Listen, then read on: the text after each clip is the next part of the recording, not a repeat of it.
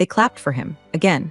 I was 3 seats down from the coffee machine, half listening to the quarterly performance call while pretending to fix the formatting on a PowerPoint slide that had already been perfect since Tuesday. "Let's give a round of applause to Jason," our boss said, like he was announcing a Nobel laureate and not a guy whose main skill set was forwarding emails and using the word synergy like it paid rent. Jason closed the Holt Logistics deal and exceeded KPIs. "Amazing work, man." Everyone cheered like we hadn't all seen him panic in the break room for 2 straight weeks, asking what an API even was. And me? I built the damn architecture for the Holt rollout. I trained the junior devs, stayed up until 2 a.m. rewriting the ops scheduler when the system kept crashing mid-deploy. Jason once accidentally pushed a test environment live and somehow still walked away with a bonus and a promotion. Me? I got a $10 Starbucks gift card and a "we'll circle back next cycle" from our boss, Greg. Greg, who wore sweatshirts with college names he didn't attend and called every woman champ. "You're such a rock," he told me after the call. "Everyone leans on you. I know a promotion's overdue, but budget constraints. You get it, right?" I smiled. The kind of smile you wear like armor. Because if you flinch, they'll shove more weight on your back and call it trust. It was the 3rd time in 2 years that the budget constraints only seemed to apply to me and not to the guys who spent half the workday arguing about fantasy football and which crypto was about to pop. That night, I closed my work laptop like it was a coffin lid and opened the real one. My machine, my world. I wasn't going to vent. I wasn't going to rage tweet. I was going to build. My GitHub repo waited like a half-loaded weapon. The AI workflow tool I'd been quietly coding for the last 6 months lit up the screen. Modular, clean, elegant, and untraceable. Every line of code written on my own hardware, off the clock, in a coffee shop, or under the yellowish kitchen light while reheating leftover lo mein. I didn't need Greg's permission to matter. And listen, if you've ever been gaslit by your own HR department, or clapped through someone else's promotion just to keep your job intact, go ahead and hit that subscribe button and drop a like. It keeps this story going, and honestly, it helps the team that brings these confessions to light. Back to it. I'd been sitting on a prototype for an AI-based task orchestration engine, one that could track, assign, and redirect operations in real time, with fewer dropped handoffs than Greg had excuses. It started as a side hobby after the 3rd team restructure. Then it got real. I'd pitched it cold once just to see. A small healthcare tech startup liked the idea but passed on the MVP. Said it wasn't market ready. Fine, that lit a bigger fire. Every skipped raise became a new module. Every time Greg said, "You're just so dependable," like it was a compliment instead of a leash, I refined the scheduler logic. I'd wake up at 5 a.m. and test latency thresholds before work. Spend my weekends running load tests. I wasn't bitter. I was busy rewriting the playbook they thought I'd die holding. Then came March. The healthcare startup reached out again. Said they were ready to try a pilot. Needed internal approval from their ops team, but if it passed testing, they'd sign. My stomach did a slow, suspicious flip, because I wasn't some wild-eyed founder with a garage and a dream. I was still on payroll at a company that loved to claim ownership over every breath I took during office hours, and sometimes after. So I dug out my offer letter. Page 3, Clause 7.3. The employee retains all rights to intellectual property developed independently, using non-company resources, outside of employer-paid hours. It was like finding a trapdoor in a prison cell.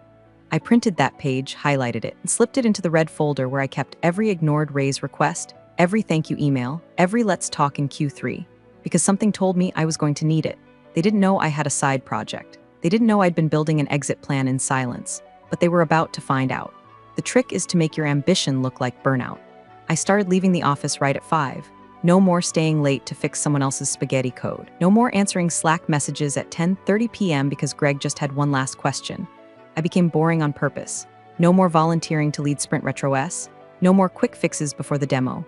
"Linda must be tired," they whispered. "She used to be so committed." Sure, that's what it looked like. But every hour I stopped giving them, I gave to myself. Nights became sacred. I lit a lavender candle like it was a boundary line. Phone flipped over. Work laptop stuffed under a pile of unpaid dental bills. I'd boot up my real machine, my Frankenstein laptop with half the keys faded from overuse, and open the project I called Sparrow. Sparrow was sleek. Sparrow didn't care about Greg's quarterly goals. Sparrow wasn't designed to help a company that forgot how to thank its people. Sparrow watched task flows in real time, flagged bottlenecks before they became blockages, and redirected assignments based on historical performance and capacity. Basically, Sparrow did Greg's job, but without the fragile ego and the cheap cologne. I hosted everything on private servers outside the country. Paranoid? Maybe. But I'd seen our legal team try to retroactively claim someone's open source work just because he installed a font pack on his work laptop. Not me. I didn't even check my personal email from the office network. Progress was slow, but God, it was mine. Every tiny bug fixed felt like stealing a brick from the wall they'd built around me. By December, I had a working prototype. By January, a pilot-ready version. Then came the cold email. Hi Linda, not sure if you remember us. We chatted briefly last year when you were testing out your ops engine. We're rolling out a new back-end system and wondered if you're open to a small-scale beta. Nothing formal, just a 2-week test. If it works, we'll discuss licensing. Best Raymond CTO, Hallbrook Health Tech. I stared at that email for 15 straight minutes, unsure whether to cry or scream. Instead, I sent him a clean build and a detailed onboarding doc. 2 hours later, he replied, looks amazing, onboarding this week. Don't tell anyone, but I'm rooting for you. I didn't tell anyone, not HR, not my closest coworker, not even my sister. Because here's what I knew. The moment people like Greg think you've got something better going on, they'll find a way to make it theirs. My contract was like one of those trashy hotel towels, full of holes and over-bleached. But I knew the one clause that mattered. Clause 7.3. I had read it 100 times by then, but that night, I read it again. The employee retains all rights to intellectual property developed independently, using non-company resources, outside of employer-paid hours. Every time I read it, it got sweeter. I printed the page, just one, highlighted the clause in yellow, underlined the last sentence in red, and slipped it into the folder where I kept the rest of my quiet little war chest. That folder was growing fat now. Screenshots of Slack messages where Greg assigned me credit but gave Jason the praise. Emails where HR used phrases like we want to reward your loyalty, just not yet. All the PowerPoints I ghost wrote for execs that got them bonuses while I got vague promises. I wasn't angry anymore. I was focused, because there's a difference between being bitter and being done. And I was done waiting for someone else to see my value. Let Jason ride his mediocre elevator to middle management. I had Sparrow. And a clause that said she was all mine. We landed the Blakewell account on a Thursday. It was a whale. A lumbering, bureaucratic, enterprise-sized mess with enough red tape to gift-wrap a small nation. But my team pulled it off. I'd spent 3 months untangling their operations backlog, rebuilding half the onboarding flow from scratch, and calming a pissed-off client manager who thought Agile meant we don't document anything. And how did Greg announce it during the exec call? I just want to give a shout-out to everyone who touched this win, he said, casually leaning back like a proud little league coach. A lot of moving parts, but hey, we delivered. That's what leadership looks like. Then he winked on a Zoom call to the VP. I muted my mic and stared at my keyboard like it owed me an apology. I'd written the actual delivery plan, mapped every integration point, and trained the new guy on how to not completely crash the SSO login server. But sure, everyone touched it. By everyone, Greg meant Jason, and by touched he meant he'd forwarded my emails and changed the font before pasting them into the pitch deck. The VP smiled. Impressive work, Greg. This is what we've been looking for from your department. My stomach dropped into my shoes. Then came the kicker. HR dropped into my DMs like a bad punchline. Hey Linda, just a heads up, we onboarded your new intern, Kevin. Can you help him get set up on Monday? Also, salary-wise, he's coming in at $61,500. Just FYI, since he'll be shadowing you. I stared at the message, blinking. $61,000 for Kevin. Kevin, who'd spelled database with 2 STKs in his resume. Kevin, who asked in his interview if he'd get Fridays off because that's kind of his recharge day. Kevin was making 94% of my salary. I'd been here 7 years. I didn't respond. I didn't scream. Didn't even finish my lukewarm coffee. I just opened Sparrow. 2 hours later, my phone buzzed. Raymond again. Pilot works beautifully. Just got internal approval to greenlight. We're officially your second beta client. Let's discuss post-trial licensing next week. Second client. I sat back in my chair and stared at the little blinking cursor on my screen. It felt alive. 2 clients, 1 product, 0 permissions asked. I should have felt euphoric. I should have popped champagne or at least cracked open the emergency Oreos stashed in my bottom drawer. But all I felt was this pressure. Like I was holding a balloon that would pop the second I let go. Because I knew. The moment this got public, hell, the moment anyone in the company caught wind of what I'd built, they'd come for it.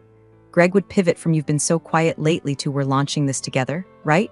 Faster than he bailed on group lunches when the bill came. HR would pull out some dusty clause from 2015 that mentioned cooperative innovation. Legal would pretend my home Wi-Fi belonged to the company because I once took a Zoom call from my couch. I wasn't ready for war. Not yet, but I was close. I made a list that night, not a vision board, not a dream journal, a list, review backups of Sparrow, scrub metadata from all public demos, set up third-party timestamp logging, verify contract clause with employment attorney, silent consult, draft statement public but vague because it was coming, maybe not tomorrow, maybe not next week, but eventually someone in that building would figure out I wasn't the silent workhorse anymore. I was the quiet fuse under their feet, and they were still holding the match. I posted it with shaking hands, not a launch party, not a tech blog deep dive, just a single, light sentence that fit neatly between photos of people's conference lanyards and were hiring posts.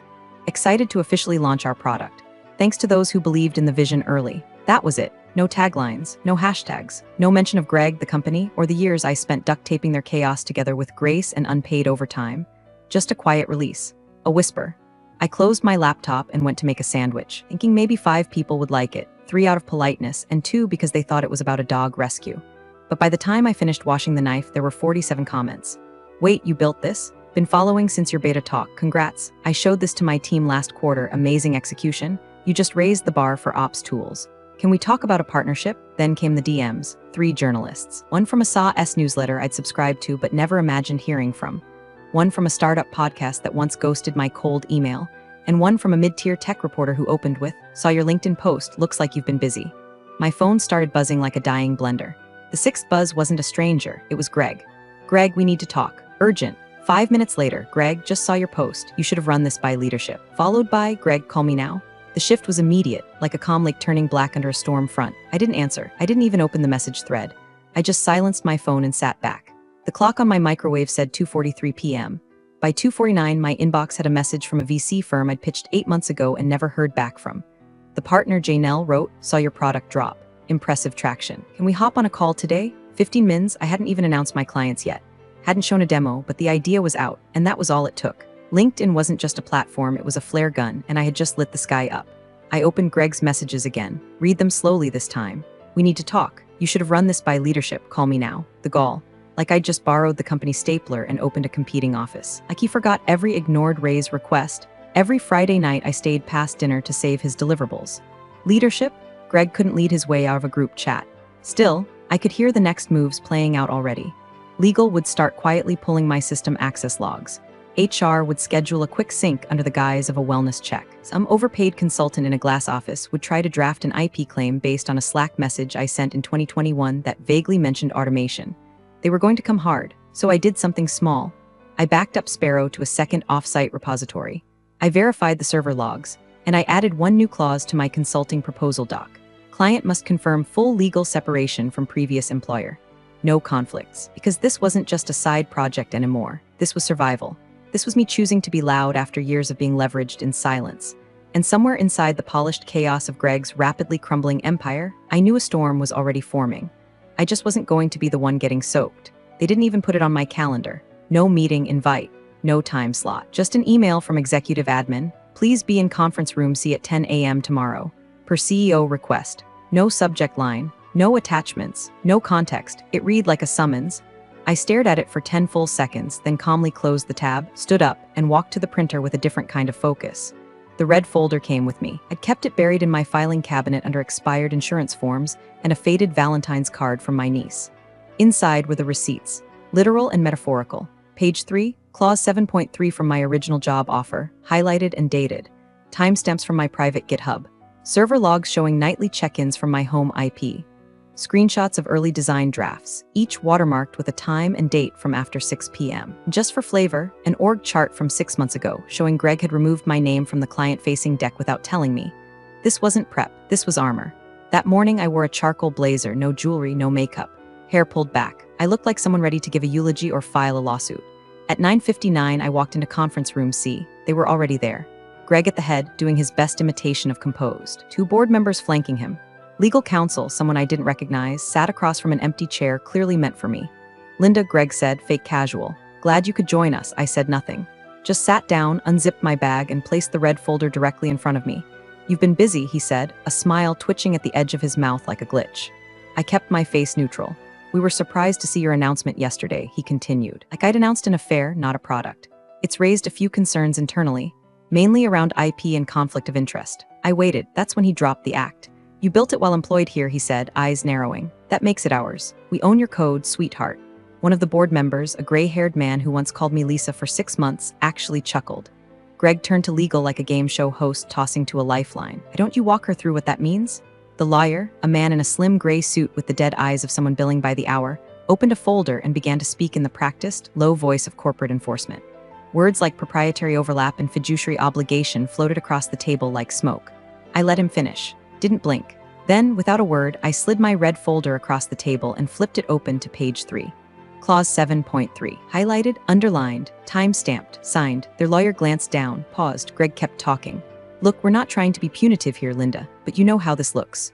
Launching a product while on payroll, I know exactly how it looks, I said finally. My voice was calm, not cold, just done. That's why everything I built was on my own hardware, outside of work hours, with third-party logging to verify development timelines. Their lawyer was still reading. Now frowning, Greg leaned forward. Linda, come on, you don't really think you signed it, I said, pointing to the clause. Your HR team drafted this contract. Your signature is on the bottom of the page. I haven't used company resources. I haven't breached confidentiality. I've got logs, witnesses, and backup servers in 3 separate data centers. The lawyer looked up, not at Greg, at me. And for the first time all morning, I saw it. Doubt. Greg's smile faltered. Lawyer reached for the next page. The room went quiet. And in that silence, I realized something. I wasn't just defending my product. I was defending my freedom, and I was winning. The lawyer cleared his throat like he was about to read me my Miranda rights. He pulled out a legal pad, licked his finger, and started flipping pages like we were in a courtroom instead of a sterile conference room where the water cooler still whined when it refilled. We take these matters seriously, he said, adjusting his tie. When an employee develops a product, any product, while under an active employment contract, there are presumptions of ownership, especially in industries where overlap may occur. He looked up like he expected me to crumble. I didn't. He went on. There are moral obligations, fiduciary responsibilities to act in the best interest of the company while under our payroll. Even if you believe the project was separate, the perception of competition or conflict can be enough to trigger legal action. His voice was buttered with authority, confident, practiced. I could tell he'd done this before, scared someone into silence, into surrender. Greg sat back with a smug half-smile, tapping a pen like it was a gavel. One board member was watching my face for cracks. The other was scrolling his phone like this was all just a formality. It wasn't. I let the lawyer finish his monologue, every buzzword, every hypothetical clause he pretended applied to me. Then I reached back into my red folder. Not a stack of documents, not a binder of messy defenses, just one page, single-sided, printed the night I posted Sparrow's launch announcement when I knew this exact day would come. I slid it across the table and said, "This is my original offer letter. Paragraph 3, Clause 7.3. Please read it carefully." The lawyer barely glanced down before launching into his next paragraph, something about duty of loyalty. "Read it," I said again. Calm, no smile, no anger, just certainty. He blinked, then finally looked. His eyes scanned the top, dropped halfway down, paused, a small twitch at the corner of his mouth. He leaned in, read the line again, this time slower. I already knew which one stopped him cold. Dependent projects developed outside of employer-paid hours and without use of company resources remain the sole intellectual property of the employee. His posture shifted, a subtle straightening. He read the line again. Greg leaned forward. What does it say?" The lawyer didn't answer. "I did. It says the one thing you never thought I'd actually read," I said, folding my hands. "You gave me the freedom to build as long as I kept it separate." And I did. Every single line of code. Off hours, off network, my laptop, my accounts, my clients. Greg grabbed the paper, scanned it, then looked at legal like do something. But the lawyer had gone quiet. He flipped the page, checked the signature. His, from 7 years ago. Same signature still stamped on my employment record. Same contract I'd been renewing by inertia every year while promotions got delayed and raises got reallocated. That clause. It scrubbed it from newer hires' contracts 2 years ago, but no one ever updated mine because I wasn't supposed to matter enough to read it. I sat back in my chair, hands still folded, calm, not victorious, not yet, but immune. The board member who had chuckled earlier was no longer amused. Greg looked like a man watching a magic trick go wrong in slow motion. And legal? He closed the folder and said nothing. That silence, that was the switch flipping. They weren't in control anymore. I was. The lawyer's voice cracked like a radio losing signal. He cleared his throat once, then again, eyes darting between the printed clause and Greg's increasingly panicked face. I watched it happen in real time, the power transfer. Up until that moment, I was just another employee in their eyes, a middle cog, a loyal mule with a decent GPA and a team player attitude. But now, I was a liability with receipts. Lawyer leaned sideways, whispering something sharp into Greg's ear, fast, clipped words behind a fake cough. Greg's face went blotchy, patches of crimson crawling up from his collar like rage trying to claw its way out. "What?" he hissed too loud. "You're saying she?" He didn't finish. I stayed quiet, let them flail. Greg snatched the paper off the table like it might bite him. He skimmed it, eyes narrowing. Then he turned it toward the lawyer. "This isn't the standard contract," he barked. "Why is this still active?" I believe it's one of the legacy agreements," the lawyer stammered. "Pre-update." Greg spun to me like a sheriff in an old western. "Did you know about this?" I met his eyes. "Of course I did." He blinked, caught completely off guard. "This is your signature, right?" I asked, tapping the bottom of the page with one finger. Greg looked to the lawyer. The lawyer looked away. Silence again. The kind that hurts to sit in. Behind Greg, board members were no longer pretending to be engaged. One was checking his watch. The other was leaning back, arms crossed, mouth a tight line. Because now they understood this wasn't just a personnel issue. This was a legal minefield. If they pushed me, I'd walk straight to the press, the investors, hell, maybe even a courtroom, and they wouldn't just lose Sparrow. They'd lose credibility. Greg muttered something under his breath and slammed the paper onto the table. Should have disclosed it, he said, weak, reaching. I followed every line of my contract, I replied, calm. I even smiled a little. You just assumed I wouldn't. The lawyer finally spoke. Legally, she's on solid ground. If these logs and timestamps hold up, and from what I've seen they likely do, there's no enforceable claim of ownership. Greg looked like someone had pulled his spine out. That's when I leaned back in my chair slowly and crossed one leg over the other. Subtle. The kind of posture you earn after being underestimated for 7 years straight. Do you need a copy of my GitHub logs? I asked. They're time-synced, with third-party verification. The lawyer didn't answer. He just sat there, quietly recalculating whatever strategy they thought they had. Because here's the truth no one at that table wanted to say out loud they lost. Not loudly. Not with slamming doors or viral tweets. But silently, efficiently, and completely. With one clause, one outdated oversight they never thought would come back to bite them. And me? I didn't have to raise my voice. I just had to raise the right page. The only person who hadn't said a word the entire meeting stood up. Charles Greer, lead investor, majority stakeholder. The kind of man who wore silence like armor and only spoke when it had the weight to shatter ceilings. I'd seen him maybe twice in 7 years. Once on a pre-recorded welcome video during an all-hands, and once in the elevator when he looked at me like I was part of the furniture. Now, he rose slowly from his chair at the far end of the table, hands in his pockets, eyes locked on the page in front of Greg. Then, without looking at anyone in particular, he said it. She's got you cornered. His voice wasn't loud, didn't need to be. The sentence dropped like a cinder block into a bucket of nerves. Greg flinched. Legal leaned back, the board members froze. I've been quiet, Charles said, finally turning toward Greg because I wanted to see how this leadership team handles pressure. Crisis. Loyalty. He gestured toward me with an open palm like I was a whiteboard he was pointing to during a lesson on how not to screw your golden goose. This is how you treat talent, he asked. Calm, sharp, no rhetorical fluff. You sit them down, humiliate them in front of the board. Call in legal like they're a thief, and for what? Because they built something better than you ever let them? Greg opened his mouth to protest, but Charles didn't wait. She followed the contract. You signed it, she did the work. You buried her under empty praise, stalled her career, and now you think you're owed her exit strategy? The room was still. The HVAC kicked on overhead, and that was the only sound. Then he turned to me. Linda. I straightened but didn't speak. We're done. 3 words, but they cracked open the entire structure like a dropped wine glass. Greg's jaw twitched. Charles, with all due respect, no, Charles said. You had 7 years of her time. You don't get 1 more minute. He pushed back his chair, gave me a small nod, nothing dramatic, just a simple, grounded acknowledgement, and walked out. The board members followed, one after the other. Not a single word spoken, not even a backward glance. Greg stood there, stunned, one hand still on the folder like it might spontaneously rewrite itself. I gathered my things, no rush. Just the methodical quiet of someone done being talked over. I stood, zipped my bag. Greg still hadn't moved. You know what the saddest part is? I said softly, not needing him to answer. You could have had a piece of it years ago. All you had to do was treat me like I mattered. Then I turned, walked to the door. As my hand hit the knob, my phone buzzed. I checked the screen. VC #3. Subject, quick chat. Saw your launch, would love to discuss a seed round. I smiled. The real kind. Because I didn't just walk out of that boardroom intact. I walked out free. The glass door clicked shut behind me, and for the first time in years, I didn't feel like I was walking out of a meeting. I felt like I was walking off a leash. No one followed. No footsteps echoing down the hall. No strained calls of, wait, Linda, can we talk? Just silence. The same kind they gave me every time I asked for promotion, a raise, or a title that matched the work I was already doing. Only now it was their silence. I stepped into the elevator and hit the ground floor like it owed me peace. As the doors slid shut, I caught a final glimpse of the boardroom through the glass wall. Greg still hunched over the table, red-faced and small, surrounded by chairs that now held more power than he did. No parting speech, no dramatic middle finger. I didn't need it. I was past rage, past revenge. I was something better, free. By the time I reached the lobby, my phone buzzed. Team lead Carla, he's melting down. Just told HR you tricked him, they're scrambling. I paused in the middle of the revolving door, thumb hovering over the keyboard. Me, tell them I won't sue if they don't drag it. 3 dots appeared. Then, Carla, consider it delivered. God, I wish I could have filmed his face. I smiled again, not a gloat. Just a small, knowing curve of the mouth. They still didn't get it. I hadn't tricked anyone. They'd written the rules. I'd just been the only one to actually read them.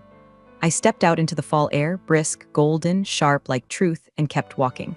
Past the smoker's bench where I'd once cried after being passed over for a role I trained the hire for. Past the coffee cart where I'd bought Greg his almond milk lattes because he forgot his wallet again. Past the plaque out front with the company's name, etched in chrome, still pretending it meant something. I pulled out my phone again. Inbox 14 unread. The top one had no subject line, just a name I recognized from a VC firm I never thought I'd hear from again. I opened it. Linda, we saw the launch. The buzz is real. Let's talk. We've been looking for someone like you for a long time. Founders like you are rare. Below it, a term sheet, not a teaser. Not an invitation to talk. A term sheet, no begging, no convincing, they already knew. I exhaled slow, no fireworks, no champagne, just the clarity of finally being seen, not managed. The truth is, I didn't need to burn it all down to win. I just had to stop holding it up. Big thanks for watching, you sneaky seniors. Subscribe to keep the coffee pot brewing revenge. Your ex-colleagues won't know what hit him.